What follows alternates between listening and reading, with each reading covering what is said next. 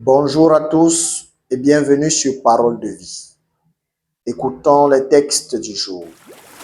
La première lecture tirée du livre de la sagesse, chapitre 6, versets 1 à 11. Écoutez, ô roi, et comprenez, instruisez-vous, juges de toute la terre. Soyez attentifs, vous qui dominez les foules, car la domination vous a été donnée par le Seigneur et le pouvoir par le Très-Haut. Le Maître de l'univers ne reculera devant personne, la grandeur ne lui en impose pas, car les petits comme les grands, c'est lui qui les a faits. Il prend soin de tous pareillement. Recherchez mes paroles, désirez-les, elles feront votre éducation. Dans le psaume du jour, psaume 81, versets 3 à 4 et versets 6 à 7. Rendez justice aux faibles, à l'orphelin. Faites droit à l'indigène, au malheureux. Libérez le faible et le pauvre. Arrachez-le aux mains des impies. Je l'ai dit, vous êtes des dieux, des fils du Très-Haut, vous tous. Pourtant, vous mourrez comme des hommes, comme les princes, tous vous tomberez. L'Évangile selon saint Luc, chapitre 17, versets 11 à 19. En ce temps-là, Jésus, marchant vers Jérusalem, traversait la région située entre la Samarie et la Galilée. 10 lépreux vinrent à sa rencontre. Ils s'arrêtèrent à distance et lui crièrent, « Jésus, Maître, prends pitié de nous. » À cette vue, Jésus leur dit, « Allez vous montrer aux prêtres. » En cours de route, ils furent purifiés. L'un d'eux, voyant qu'il était guéri, revint sur ses pas en glorifiant Dieu à pleine voix. Il se jeta face contre terre aux pieds de Jésus en lui rendant grâce. Or, c'était un Samaritain. Alors Jésus prit la parole en disant, « Tous les 10 n'ont-ils pas été purifiés? Les 9 autres, où sont-ils? » Il ne s'est trouvé parmi eux que cet étranger pour revenir sur ses pas et rendre gloire à Dieu. Jésus lui dit, « Relève-toi et va, ta foi t'a sauvé. » Chers frères et sœurs, aujourd'hui les textes nous invitent profondément à l'humilité, à la reconnaissance et à la justice dans notre vie. Dans la première lecture, le livre de la sagesse s'adresse à ceux qui tiennent le pouvoir, rois, juges de toute la terre. Il les rappelle à leur responsabilité. Le pouvoir ne vient pas de la grandeur de l'homme, mais de Dieu. Dieu scrutera les intentions et les actions de chacun. Il y a ici un appel à la justice, à observer la loi divine, à vivre selon les intentions de Dieu. Et aussi un rappel que le Maître de l'univers ne reculera devant personne. Petit comme grand, c'est lui qui les a faits. Nous sommes tous devant Dieu avec la même dignité essentielle. Le psaume reprend ce thème, « Rendez justice aux faibles, à l'orphelin.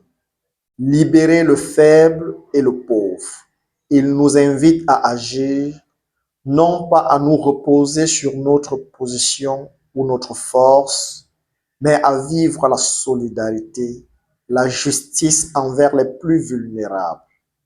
Et alors, même ceux qui se croient Dieu de haute condition seront comme des hommes. Tous tomberont. Une vraie piqûre de rappel, la puissance terrestre est fragile. La vraie puissance est celle du service de la justice. Puis l'évangile de Saint Luc nous offre une scène forte.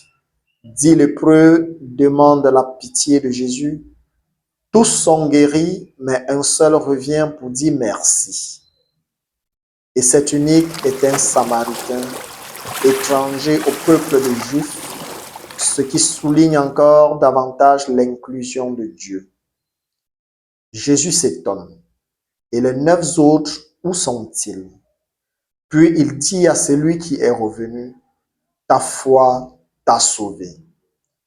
Voici donc un appel à la gratitude.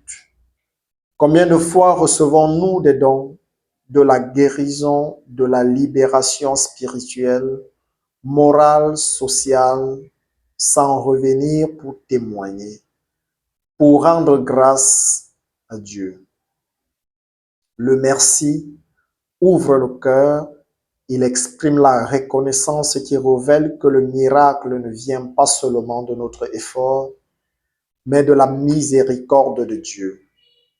Et ce retour humble, ce geste de gratitude devient le signe même de la foi authentique.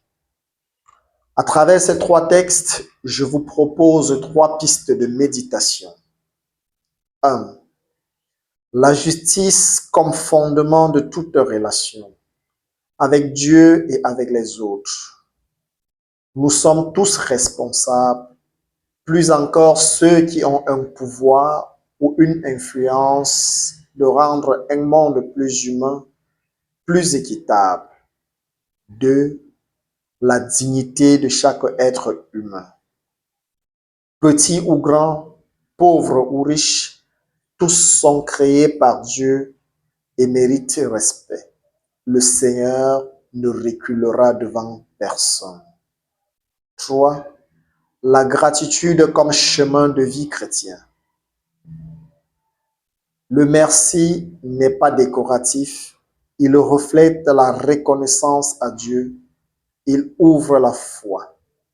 Le geste du lépreux guéri nous interpelle. Ai-je conscience de ce que Dieu fait pour moi? Est-ce que je reviens me prosterner? Je rends gloire à Dieu pour notre vie aujourd'hui, personnelle, familiale, professionnelle, communautaire. Je vous invite à vous poser cette question.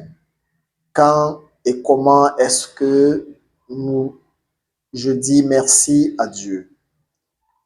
Est-ce que je laisse ses bienfaits m'engager dans la justice et le service et dans les relations avec les autres? Est-ce que je traite les plus faibles, l'étranger, le marginalisé avec la même dignité que je souhaite pour moi? Que cette parole trouve en vous, en chacun, une réponse généreuse. Que votre foi ne soit pas seulement à l'attente d'un don, mais la reconnaissance d'un don reçu. Et que votre reconnaissance se traduise en engagement pour les autres. Prions. Seigneur Dieu, source de toute justice et de toute miséricorde, donne-nous un cœur attentif aux fragilités de nos frères et sœurs, un esprit humble pour reconnaître tes bienfaits et une vie engagée pour rendre grâce non seulement par des paroles, mais par des actes. Qu'à ton image, nous aimions, servions et rendions gloire.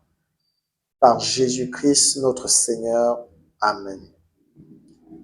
Mes bien-aimés, merci d'avoir écouté Parole de vie. Rendez-vous demain pour une autre parole.